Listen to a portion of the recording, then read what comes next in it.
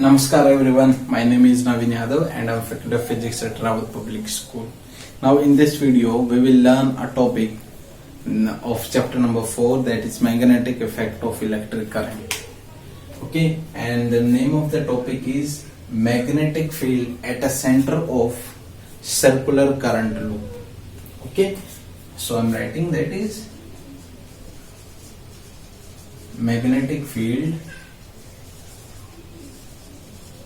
due to a circular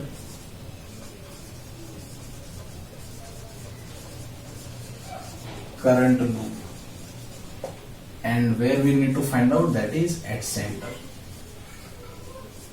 Okay, so before going in detail into the derivation, let us understand the diagram.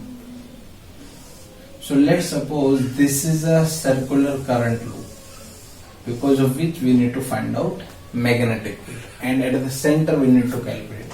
Let's suppose this is the center of this circular loop. Okay, and the radius of this loop is, let's say it is R, and a amount of current is flowing into this circular loop, and the amount is I. Whichsoever current is entering has to leave the loop. Okay, so I current is entering into this loop. Okay, so this is the diagram that we have to use, and we need to use Biot-Savart law. Biot-Savart law. Okay, what this Biot-Savart law says? Biot-Savart law says that dB is equals to mu naught upon 4 pi I dl sin theta divided by r square.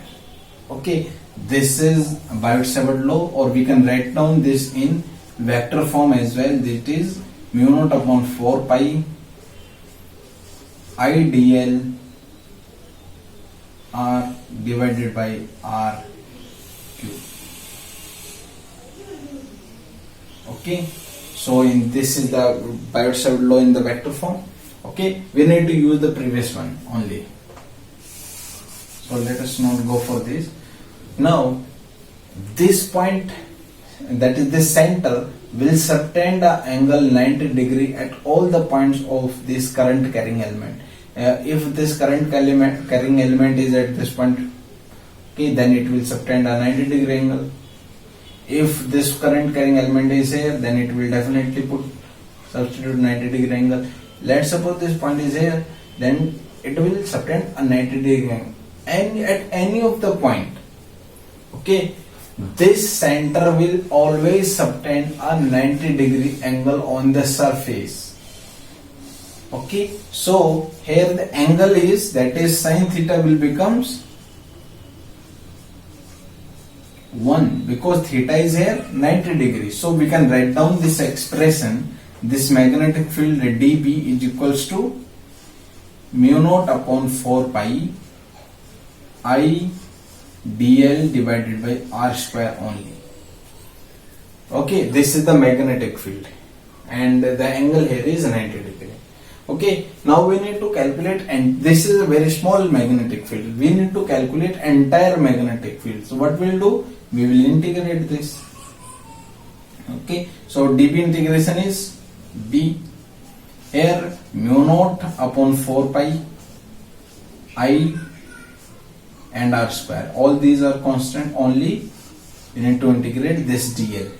Okay, now this dl, that is the small length of the current carrying element. We want to calculate magnetic field due to entire circular loop. So for entire circular loop, what we will do? We will integrate this dl to entire length. Okay, so what will be the length here? This is the circumference of this circular loop.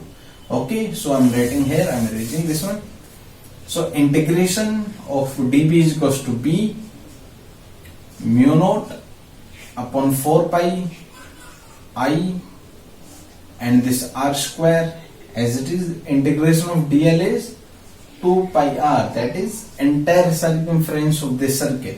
Now you can see pi in the numerator, pi in denominator, 2 is here, 4 is here, so we can cancel out, r is here, 2 is here. So the magnetic field, because of this circular loop, is B is equals to mu naught I divided by 2R. This is the magnetic field due to a circular current loop, and the direction of that magnetic field we can calculate with the help of right hand thumb rule. At any of the point we can calculate. Here we can calculate, here we can calculate, at this point we can calculate magnetic field. Let's suppose current is going upwards. So if we put our right hand in such a way that this thumb is pointing in the direction of current, then what is happening? Here the magnetic field is coming out of this surface of the board or the page. Okay, and at this point magnetic field is going inside. Okay, so we can put our right hand at any of the point. Now this is for one loop only. If n number of loops are present, then what will be the modified derivation, that is modified magnetic field? Then it is mu naught multiply n I divided by 2R. This is for n loops. So in this way we can calculate magnetic field for n number of loops. This is the only loop, and loops can like n number of loops can be made. Okay, so we can use this expression for n number of loops. So in this next video we will be using Biot-Savart law for other derivations as well. Okay, thank you very much.